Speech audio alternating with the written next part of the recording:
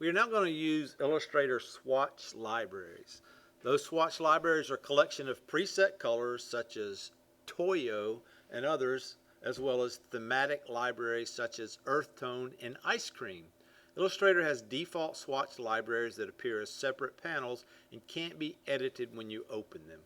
When you apply a color from the library to artwork, the color becomes a swatch that is saved only in that document and appears in the swatches panel. Swatch libraries are a great starting point for creating colors.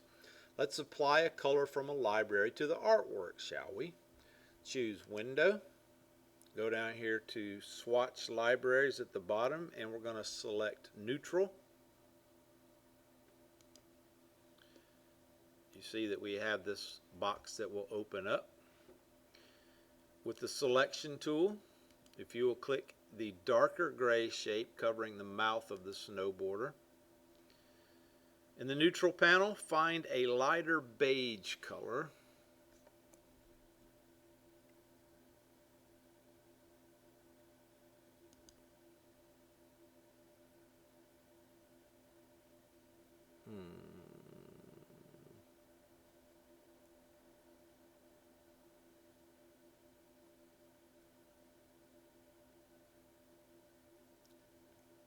I'm just looking.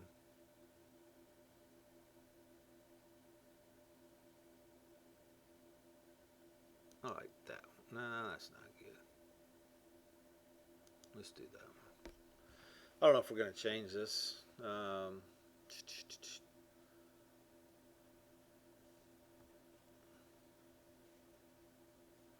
And you can see that it applied that to the shape.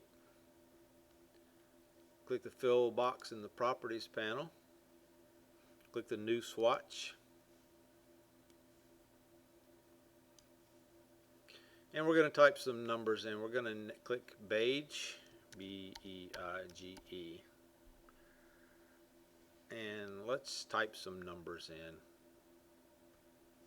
Let's go 24 and 30, 59, 0. And click OK. And close this neutral panel.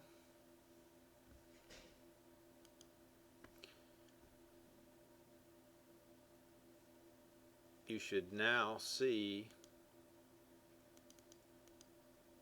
that color right there. Beige is in our swatches panel. Let's do select, deselect, and then file, and then save.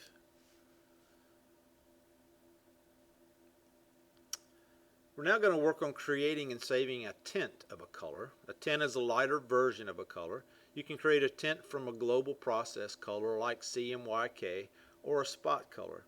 Next, you'll create a tint of the beige swatch we just added to our document. With the selection tool, click one of the lighter gray shades above or below the one we just did. Click the fill box in the property panel. Select the beige swatch that we just created to fill both shapes. Leave the panel open. Click the color mixer button at the top of the panel, right there. And drag the tint slider to the left to change this to, let's go to 60%. Click the swatches button at the top to show the swatches. Click the new swatch button at the bottom, and I missed it. Oh, hang on, I did. Undo. When you click the new swatch button, well, I've got two there now because I clicked it twice. Beige, 60%. Let me see if I can undo it.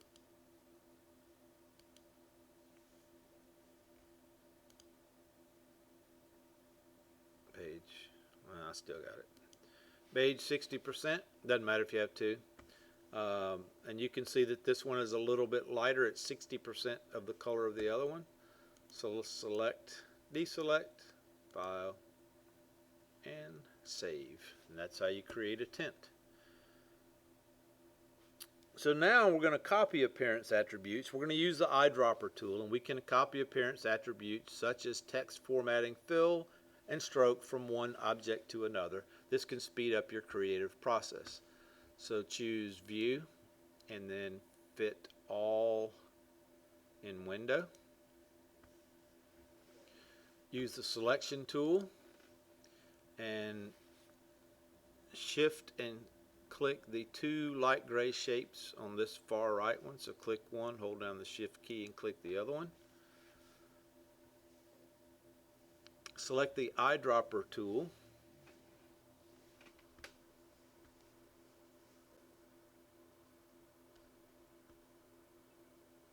That's a knife.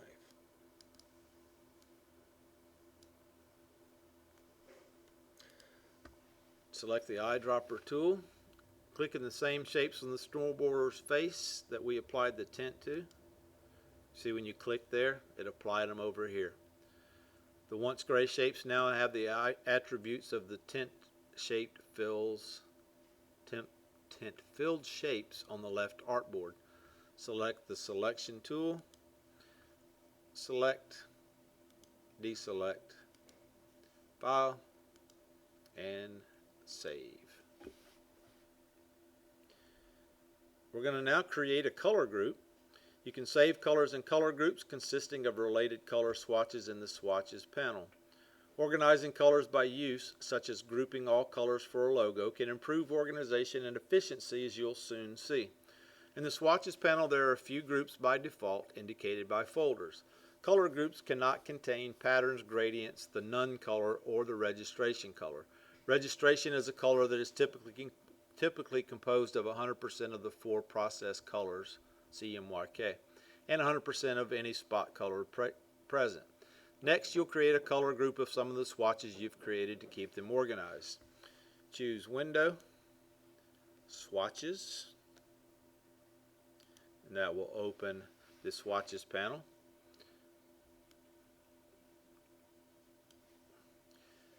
Drag the bottom of the panel more down just so you can see more content.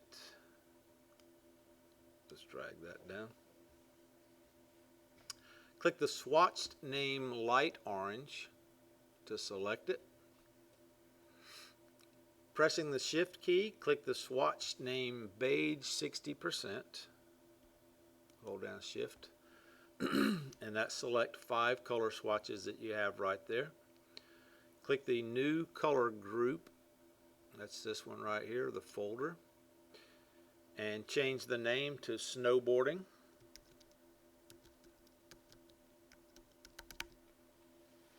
And then click OK. You now have a group that you see down here. With the selection tool selected, click in a blank area of the swatches panel to deselect that. Move the pointer over that folder, and you can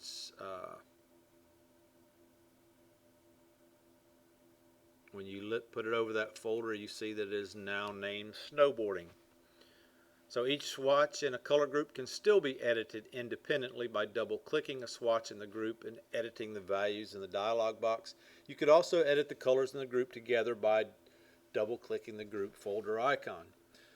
Drag the tint swatch name beige 60% out of the group to the right. So beige 60%. And put it over here to the right of these grays. Oh, I went right there. I wonder if you can do that. Right there. You can drag colors into or out of a group color. When dragging a color into a group color, make sure that you see a blue line appear on the right edge of the swatch within the group. Otherwise, you may drag the swatch to the wrong place like I did. Mine went up here to begin with. You can always edit, undo, move swatches and try again. So like if edit, undo, move swatches, like I put it up here the first time. So when I put it up there, it worked. The color guide panel can provide you with color inspiration as you create your artwork. You can use it to pick color tints analogous colors, and much more, and then apply them directly to artwork, edit them using several methods, or save them as a group in the swatches panel. Next, you'll select a color from some artwork and then use the color guide panel to create new colors based on that original color. So let's close this. Go to Snowboard 3 guy. Select the selection tool. Click either green shape on either side of the goggles. Make sure that the fill box is selected near the bottom of the toolbar. Choose Window, Color Guide, and that will open the panel. In the Color Guide panel, click the Set Base Color to the Current Color button circled in the figure right here. This one right here, Set Base Color to the Current Color. So when you click that, you see that it changed these. It suggests colors based on the color showing. The colors you see in the color guide panel may differ from what you see in mine, but it should be very similar. Next, you'll experiment with colors using harmony rules. Choose Right Complement. Hang on here.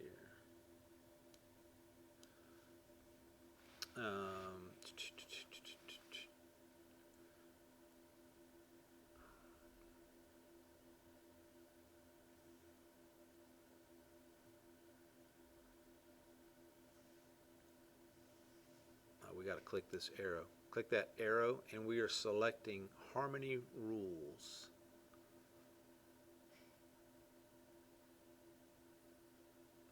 Where is it?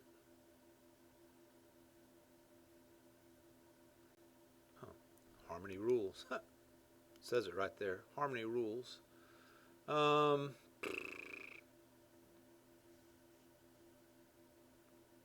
Click the Save Color group. Harmony rules. Save color group to swatch panel. So we've now saved those. Select, deselect. Close this swatch panels group.